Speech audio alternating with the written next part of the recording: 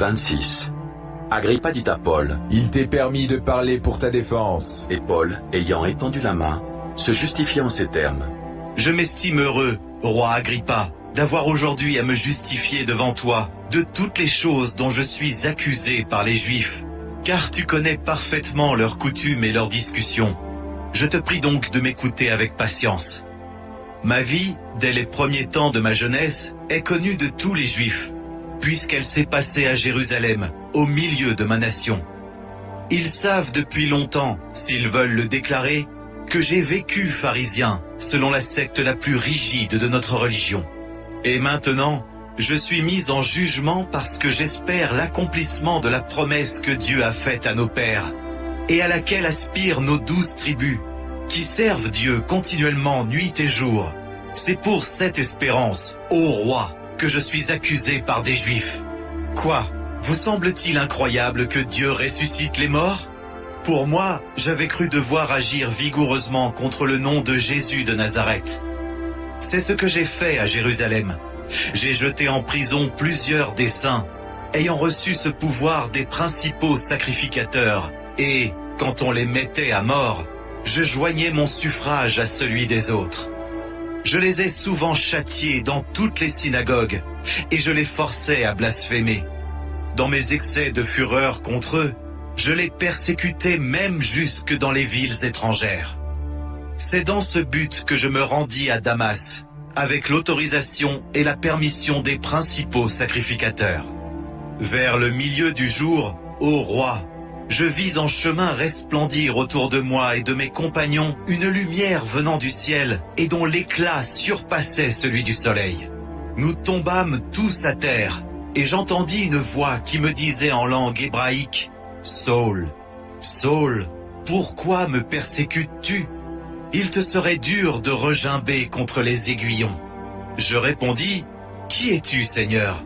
Et le Seigneur dit, « Je suis Jésus que tu persécutes. Mais lève-toi et tiens-toi sur tes pieds, car je te suis apparu pour t'établir ministre et témoin des choses que tu as vues et de celles pour lesquelles je t'apparaîtrai.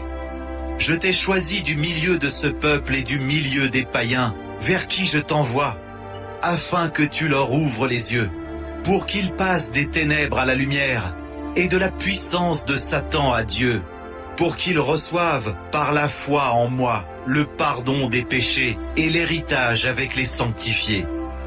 En conséquence, roi Agrippa, je n'ai point résisté à la vision céleste.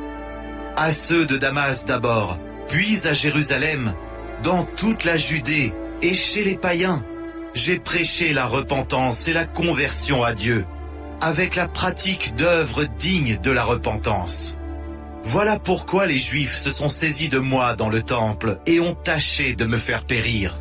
Mais, grâce au secours de Dieu, j'ai subsisté jusqu'à ce jour, rendant témoignage devant les petits et les grands, sans m'écarter en rien de ce que les prophètes et Moïse ont déclaré devoir arriver, savoir que le Christ souffrirait, et que, ressuscité le premier d'entre les morts, il annoncerait la lumière au peuple et aux nations. » Comme il parlait ainsi pour sa justification, Festus dit à haute voix, « Tu es fou, Paul, ton grand savoir te fait déraisonner. »« Je ne suis point fou, très excellent Festus, répliqua Paul.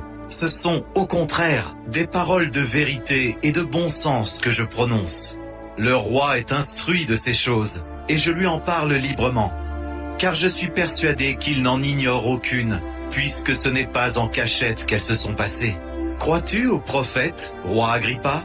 Je sais que tu y crois. » Et Agrippa dit à Paul, « Tu vas bientôt me persuader de devenir chrétien. » Paul répondit, « Que ce soit bientôt ou que ce soit tard, plaise à Dieu que non seulement toi, mais encore tous ceux qui m'écoutent aujourd'hui, vous deveniez tels que je suis, à l'exception de ces liens. » Le roi, le gouverneur Bérénice et tous ceux qui étaient assis avec eux se levèrent, et en se retirant, ils se disaient les uns aux autres, « Cet homme n'a rien fait qui mérite la mort ou la prison. » Et Agrippa dit à Festus, « Cet homme pouvait être relâché, s'il n'en eût pas appelé à César. »